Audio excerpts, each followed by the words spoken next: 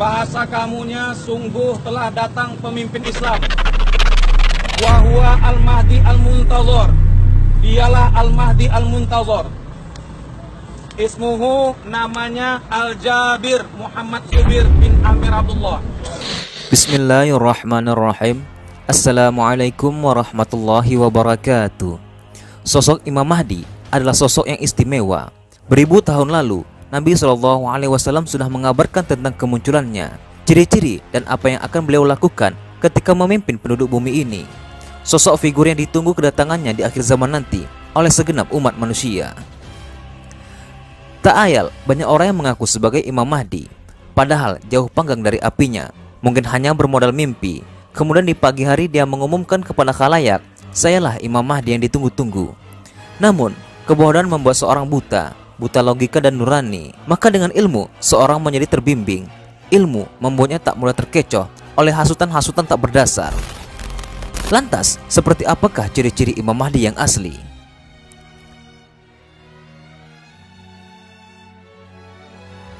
Banyak hadis yang menerangkan kemunculannya di akhir zaman nanti.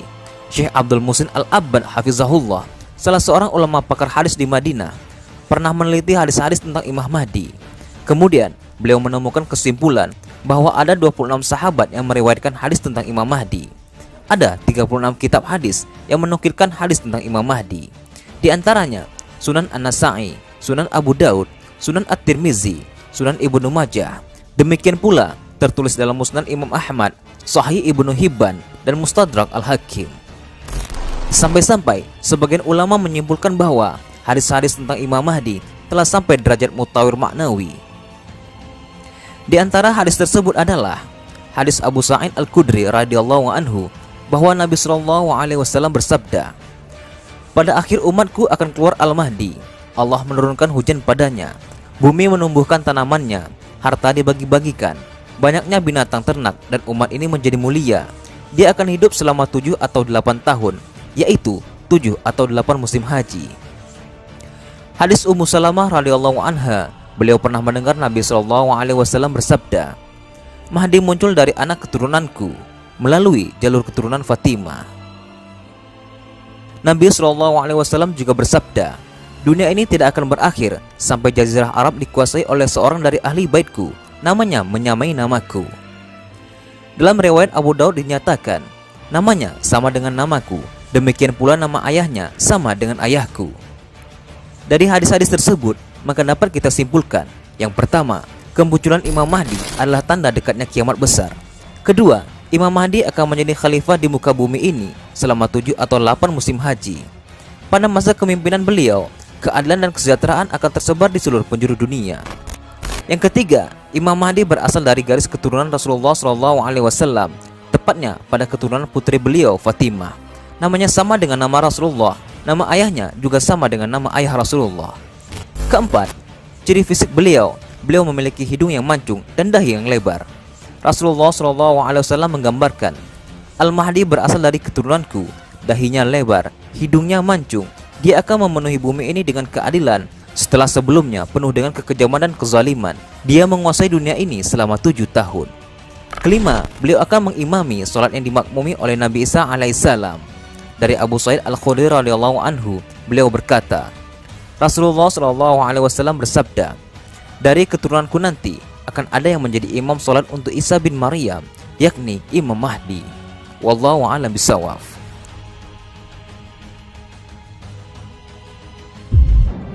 Wahai saudaraku, ketahuilah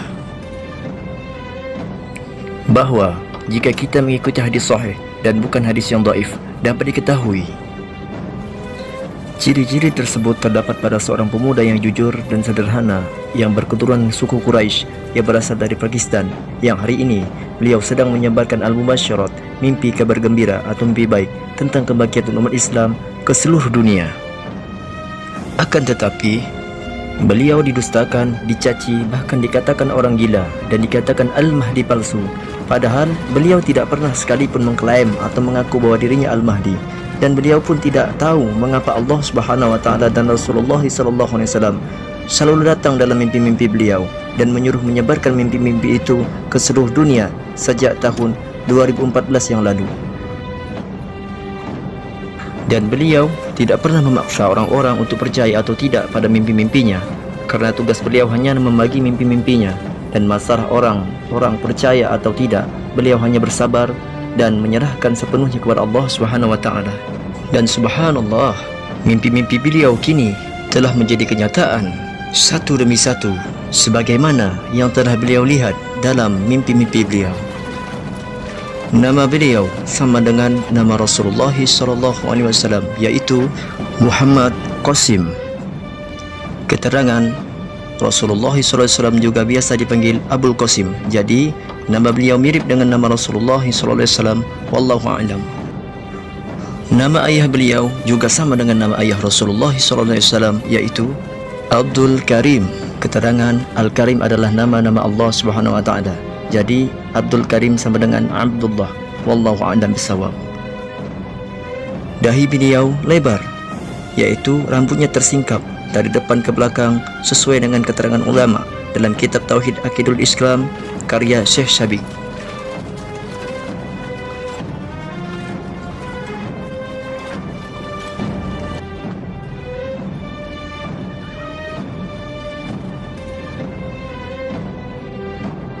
Dan hidung beliau mancung.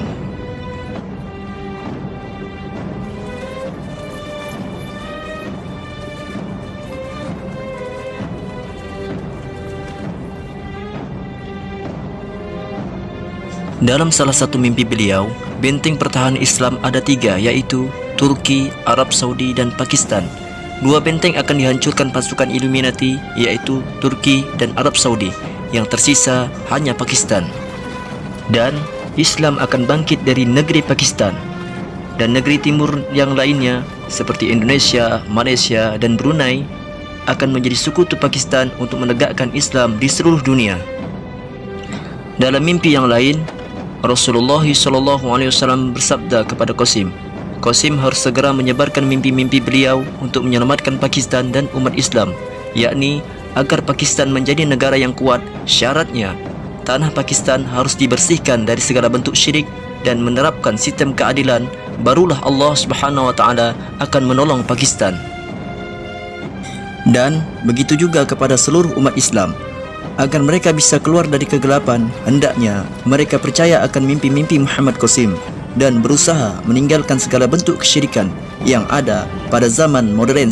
Jika sudah demikian, barulah Allah Subhanahu wa taala akan membantu umat ini dengan rahmatnya. Percaya atau tidak, terserah kepada kalian, karena hal ini sangat menentukan bagi takdir kalian kelak. Saya penulis mau beri satu hal kepada kalian, yaitu Al-Mahdi artinya orang yang mendapatkan petunjuk. Dan ingat, wahyu tidak akan diturunkan kepada Al-Mahdi, sebab dalam sebuah hadis yang diriwayatkan Imam Al-Bukhari, yakni dari Abu Hurairah radhiyallahu anhu berkata, aku mendengar Rasulullah SAW bersabda, tidak tersisa daripada wahyu kecuali melainkan al-mubasyirat. Sahabat bertanya, apa al-mubasyirat?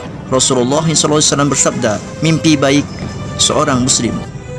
Dan dalam hadis yang diriwayatkan oleh Imam Muslim dalam bab mimpi, yakni dari Abu Hurairah radhiyallahu anhu, bahwa Rasulullah SAW bersabda, apabila kiamat sudah dekat, jarang sekali mimpi seorang muslim tidak benar, dan mimpi yang paling benar adalah mimpi yang paling jujur perkataannya. Jadi, jikapun Al-Mahdi muncul, maka ia hanya akan mendapat petunjuk melalui al-mubasyirat, mimpi baik. Karena setelah Rasulullah SAW, wahyu tidak akan diturunkan lagi. Menurut penafsir hadis, yakni Ibnu Katsir rahmatullah alaih dalam kitab An-Niyahah fil Fitan wal Manahim, ketika beliau menafsirkan hadis dari Ali radhiyallahu an, Al-Mahdi akan diislah dalam satu malam, maka beliau mengatakan, Al-Mahdi, Allah Subhanahu wa taala akan menerima taubatnya, memberi bimbingan serta memberi taufik kepadanya, padahal sebelumnya tidak demikian. Dalam arti, Al-Mahdi adalah orang muslim biasa, keturunan Rasulullah SAW, dahinya lebar, hidungnya mancung, namanya sama dengan nama Rasulullah SAW, dan nama ayahnya sama dengan nama ayah Rasulullah SAW. Dan sekarang sudah kita ketahui bahwa Muhammad Qasim adalah keturunan suku Quraisy dan ada hubungan dengan keturunan Rasulullah SAW. Dan beliau selalu berusaha berkata jujur. Beliau mendapat petunjuk melalui mimpi baik serta kabar gembira untuk umat ini. Al-Mubasyirat. Dahi beliau lebar, hidung beliau mancung. Nama beliau sama dengan nama Rasulullah SAW. Nama ayahnya juga mirip dengan nama ayah Rasulullah SAW. Dan beliau diperintahkan Allah Subhanahu wa taala dan Rasulullah SAW untuk menyebarkan mimpi-mimpinya agar Pakistan dan umat Islam seluruhnya meninggalkan segala bentuk syirik dan bersama-sama membangun sistem keadilan bermula dari Pakistan hingga ke seluruh dunia dengan rahmat dan pertolongan Allah Subhanahu wa taala. Dalam sebuah hadis yang diriwayatkan oleh Imam Muslim, yakni dari Abu Hurairah radhiyallahu an, bahwa Rasulullah SAW bersabda, "Barang siapa melihat aku di dalam tidurnya, maka dia benar-benar telah melihat aku, karena syaitan tidak bisa menyerupai aku."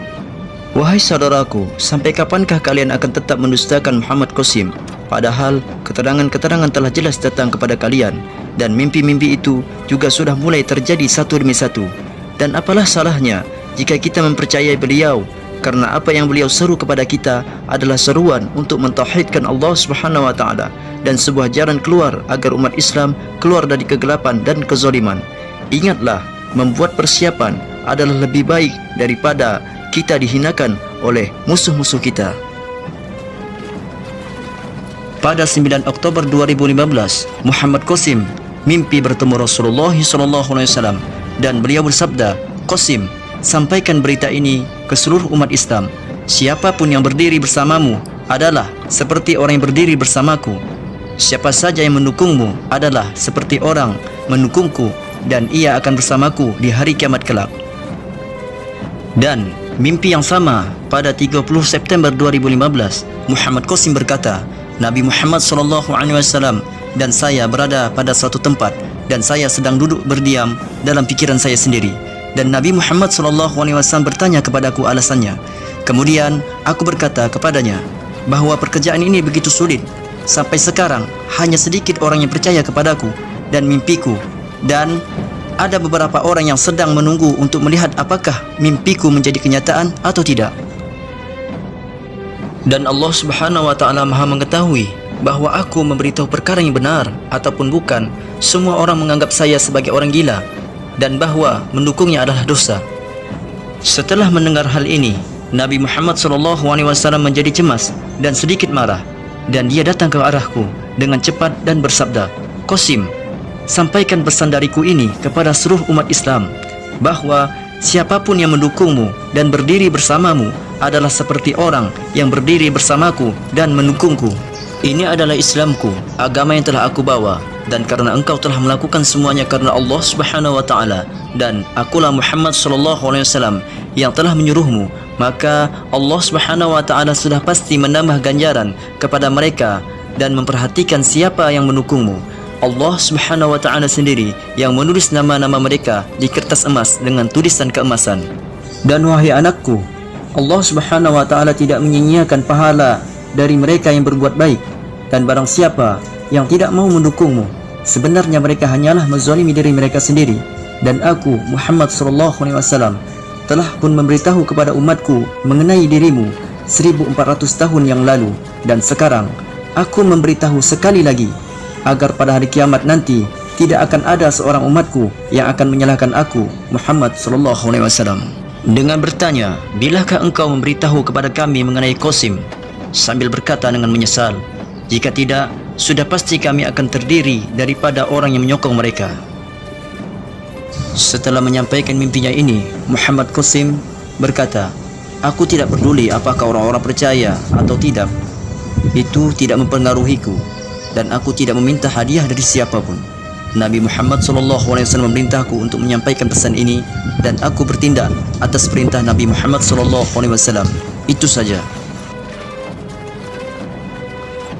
Dan masih banyak lagi mimpi-mimpi beliau mengenai akhir zaman, seperti hijrahnya beliau ke Mekah dan Madinah, Perang Dunia III, kemunculan Dajjal, turunnya Nabi Isa, keluarnya Ya'juj wa Ma'juj, dan terjadinya kiamat.